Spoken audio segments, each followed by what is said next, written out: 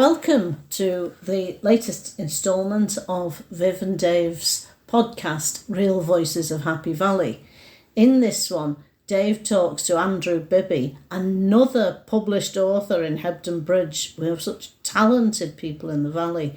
And he's talking, part of what he talks about and that he's written about is housing co-ops, which could be part of a solution to the appalling housing crisis we find ourselves in now. So, Dave? Yes, and he's written a book about Clough Mill as well. World-renowned, apparently, as a huge workers' cooperative in the 1870s, well, from the 1870s onwards, and about cooperation being part of the spirit and culture of the Calder Valley. It's often said that most people have a book in them, but most people don't follow that through. Some, like Andrew, are prolific and with lots to say. He does make up for it with his books about cooperatives, because he's a historian anyway. He's done lots of journalism he's done, but books about cooperatives, and he's written 3 crime novels as well. Oh. Yeah. So here we are, sitting in Andrew Bibby's lovely kitchen with a nice cup of tea. Come to talk to you, Andrew. There's a whole lot of things I could talk to you about, but particularly interested in books you had published earlier this year, These Houses Are Ours, which is about cooperative and community-led housing alternatives of about 100 years ago. It is, before the First World War. And I suppose my interest in this subject follows partly from my involvement in the local community land trust, and maybe we'll talk about that later on, who knows. But before the First World War, there was a housing crisis, just like there is at the moment now.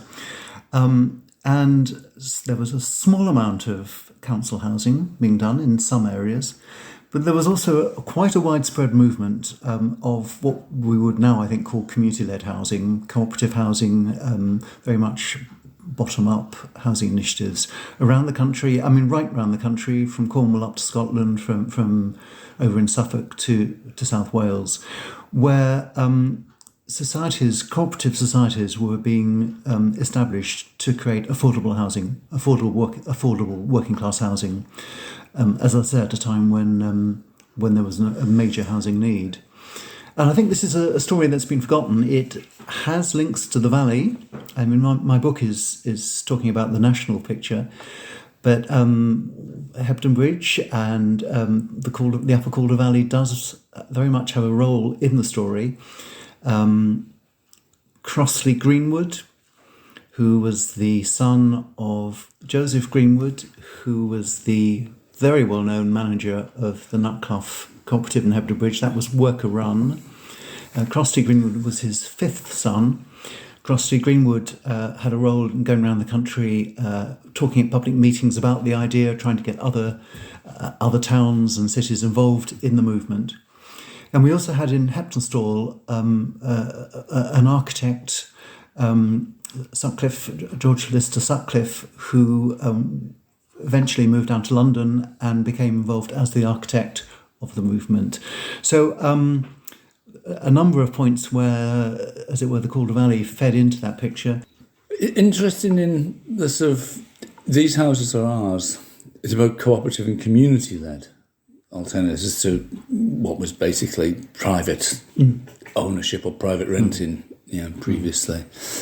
And it was before what we think of as council houses. I'm interested in this partly because I think it was the Wheatley Housing Act 1924, just coming up for 100 years ago. Yeah. From what I believe was the first Labour government, kick-started council housing Wheatley, in a big way. Radical MP from Glasgow, as I recall. Mm-hmm. Yeah.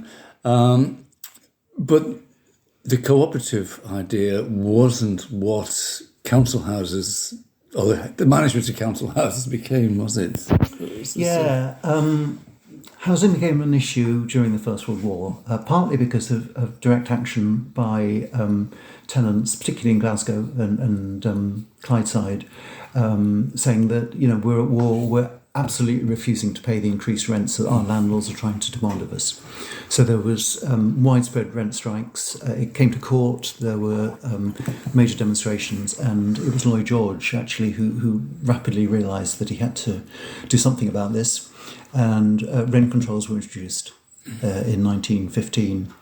What I'm really interested in is the difference between the cooperative, the cooperative housing principles. Okay, maybe I should get to where I was about to get to, which was to say that the 1919 Act actually introduced new measures to encourage council housing, but it also introduced new measures to encourage cooperative housing. And one model being talked about at that time was the idea that councils would own land, councils would buy land for development, but co-ops would run the societies. So that sounds a fantastic idea to me. An interesting model, actually, yeah.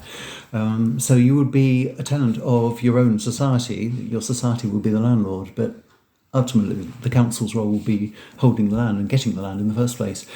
But that model didn't really develop, and there were particular reasons. The 1919 Act didn't do as many favours for co-ops as it did for council housing endeavour. So that's really why we ended up for much of the 20th century with most social housing being provided by councils and very little being provided by co-ops. Would it have made much of a difference? I would guess that councils, local authorities, would have access to more resources than small cooperative movements, which helps them build the houses. I mean, it comes down to money, doesn't it, actually, at the end of the day? And it still comes down to money, finding the capital. And societies did struggle to find the capital, particularly after the war. They used ethical investment. They did what we would now call community shares, which is what's happened locally with a number of co-ops. I'm thinking of the Fox and Goose in Hebden Bridge, the Puzzle Inn in Strawberry Bridge. I'm thinking of the post office in Hepton Stall, Pennines Community Power. All have raised money from within the community, investment capital, but patient capital from supporters. And that was used 100 years ago. That was being used to fund the capital costs of cooperative societies. You sort of answered my next question, which is what can we learn from now from what was done 100 years ago? Yeah, so there's nothing new about that idea of going to the community for literal buy-in, people putting their savings into local initiatives. What can we learn? I think we can learn. I think it's quite an inspiring story. The fact that it happened then and has been forgotten about to a large extent is I think, something to remember.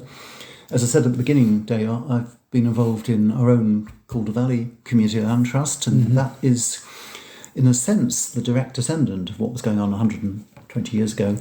That is a community saying, OK, we've got a housing need. What sort of housing do we need? How can we bring that about? How can we make sure that our towns, Hebden and Todmorden and so on, have the housing that meets local people's need rather than the housing which external developers think might be needed? So there's a lesson there in terms of communities doing things for themselves. The idea that you can actually make this happen if the will is there. Money is the root of a lot of the difficulties, and we have to ensure that we have funding models which are robust. Slightly easier now than it was pre-1919 because there are grants available from the government. So you can they come through Homes England, you can get grants, but you also then have to get capital from elsewhere. And one way might be to go to the community and say, well, look, you've got a few £100s, a few £1,000s that you're looking for a good home for. Think about investing it in your own local community. I think that's it's the past. I think it's also the future. I think it's the future too. This is me personally thinking, because the whole move towards from it's always been there, but from the strangely named Fair Rents Act in the early 70s, and then the selling off of council houses and then council estates from the 80s onwards. it doesn't do you any good to say, I told you so. But, 40 years ago, many of us knew this is going to lead to a housing crisis, and here we are in a housing crisis. Here we are with a housing crisis, yeah. And I don't see either the current or any government in the near future really sort of solving this problem personally. By all means, other people might have different views. So the solution may be in communities. It's more likely to be in communities. Certainly. Yes. Yeah. Yes, you're probably right. Yeah. I mean, I think community land trusts, and there are now, 300 or 400 around the country. So it's a growing movement, growing idea. Can be exemplars. They can create decent housing, good housing, environmentally good housing. I don't think they can produce the quantity of housing that we need, but they can perhaps be a sort of model for others to follow. I mean, personally, I think there's a role too for the local state. I'd like to think that the local state can get back involved in housing. I'm brought up in council houses. I'm a big fan of the concept. Associations too, although I would wish that housing associations were rather more democratic than they are. They've become some of them have become very, very large organisations with very well-paid senior managers, and I think out of touch with their tenants and out of touch with their communities. But solving the housing need in the next few years is going to need, as many different routes forward as we can think of to get those. So there's a variety of answers. There's a variety, yeah. But I said that co-op housing in Britain became very, very small scale after the First World War in the 20th century. If you look to other countries in Europe, if you look to Canada or the States, co-op housing is actually a really large sector. A lot of people live in cooperatively run societies and rent from their own society. So it's a model which works very well in other countries, and I think it's a model which could work much better here if it had some resources. And maybe, who knows, if there's a change of government in the near future, you never know what might come in. That would be nice in itself. Yeah. I mean, because it is quite interesting that. And I don't really want to get into the various ideologies, but let's do it anyway. There is a big push in this country ideologically to say everybody wants to own their own home, and that we should have affordable houses. And I think the language is just wrong. Whether everybody wants to own their own home or not everyone is going to be able to. And that has to be taken into account. And I mean, we've seen home ownership shrink since her day, because it's become less and less affordable, particularly for young people. And the big problem in our country, as I see it, is that housing, which is a human need, we all need somewhere to live, has become commodified. It's become a financial thing. So people with housing see their house values increase, and it distorts. Absolutely, and that's why I hate the term affordable housing. Yeah, because we can all afford a cardboard box in a shop doorway. We can't necessarily all afford a home, house, flat, or anything else. That will provide warmth, etc. for us and our family, whatever size of family, or whether our culture is a nuclear family or extended family, because we do have different cultures in this country. So affordable just hides the problem, really, as a term. To broaden it out a little, you've also written All Our Own Work, which is about cooperatives at work. We've talked about cooperatives at home, as it were. And Hebden Bridge, Knockclough Mill, plays a major role. Yes, Hebden Bridge had, for 50 years, probably the best known manufacturing cooperative in the country. And people, all sorts of people came to Hebden Bridge to see this textile mill, which was effectively being run by its workers. It's a great story. I can see the front cover. That is Knockclough Mill. That is the Knockclough Mill in Keith and Road. I guess the Knockclough pub just behind. Yes. Anyway, I mean, it's a story which I think needs to be remembered locally. I've heard it said that what you need to understand in terms of the social history of our valley is that it was a cooperative valley. Perhaps not particularly strongly a trade union valley, although Todmorden was much more strongly unionised than Hebden. But it was certainly a hotbed of cooperation. Todmorden got its cooperative store in 1846. That's just 2 years after the Rochdale Pioneers. The famous one. The famous Rochdale Pioneers. And of course, Rochdale wasn't the first co-op, but it became sort of symbolic of the start of a new wave of cooperation. Hebden got its cooperative store in 1848, all very closely linked to the Chartist movement. Obviously, going on at the time, it was a hotbed of Chartism too, our valley.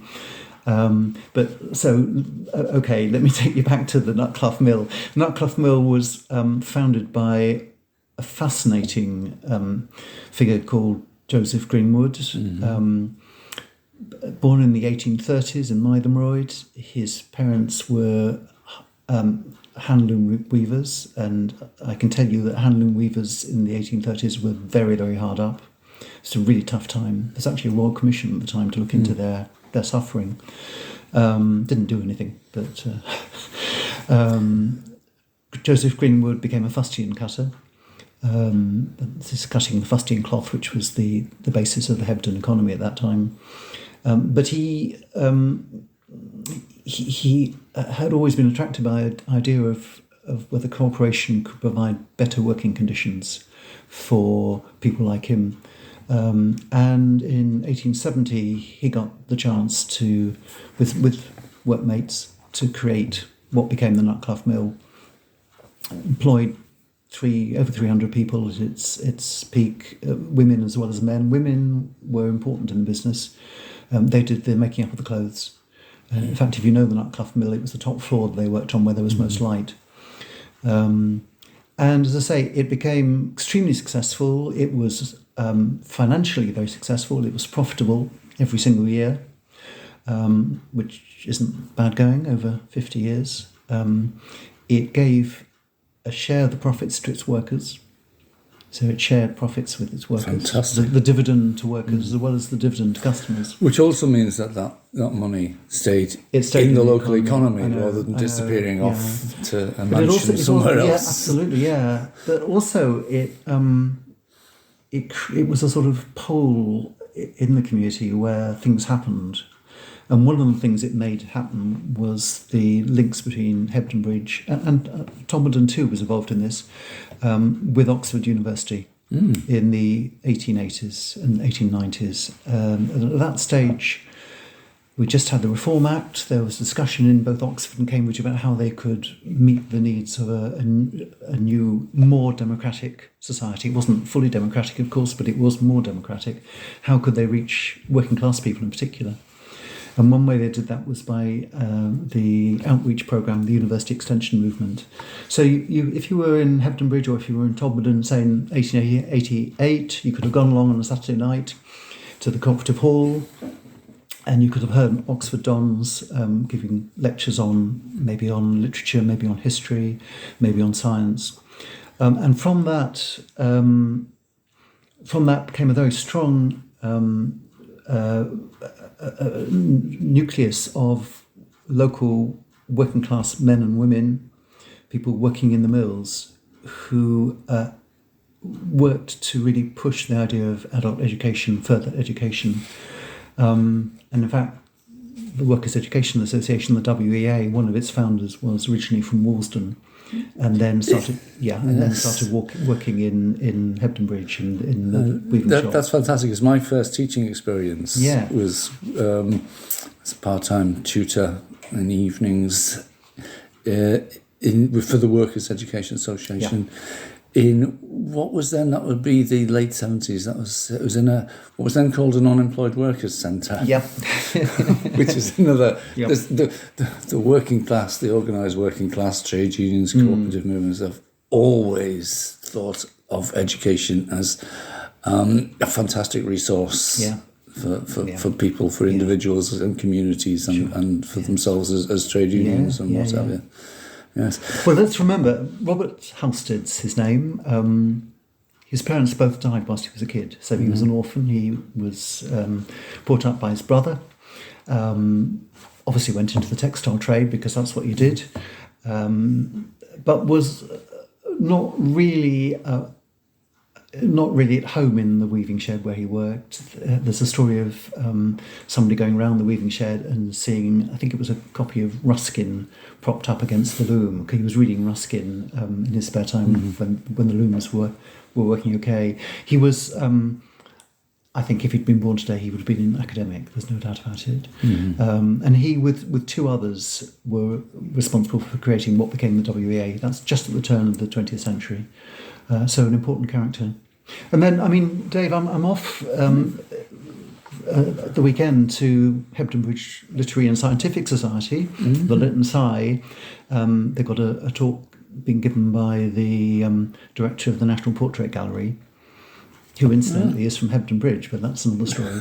But Yet more local yeah. people I mean, everything happens with an in interesting the story valley. behind But that. the Lit and Sci was created in 1905, 1906 by some of those people who'd been to Oxford University to the summer schools.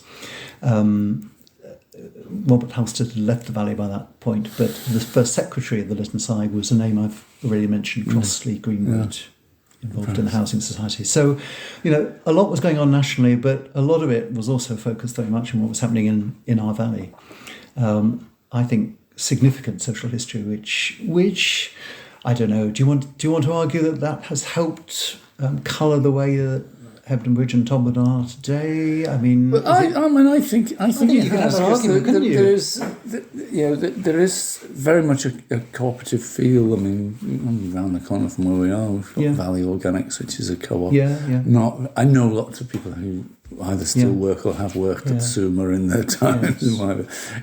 And it's not just the sort of workplaces some people have. It is. I think it's a part of the culture. Yeah, the local I think I would subcultures. argue not just cooperation, but more sort of the radicalism of the valley. I wonder if you can trace that back to 150 years back to the fact we had a very strong cooperative movement here. We had a workplace which was run by the workers, and obviously the Oxford University link. Some of that maybe is still in the air around us. I think so, and it would be really nice to think that's going to... And I'm speaking as someone who worked for years in adult education, in sort of like schools with the parents of the kids who are in those schools quite often. So I'm sort of very, very keen on that development, and I've always thought that sort of working cooperatively works better than... to oversimplify it, the private sector. But anyway, we've been talking for quite a while. Thank you very much, Andrew Bibby. Well, that was really interesting. Good.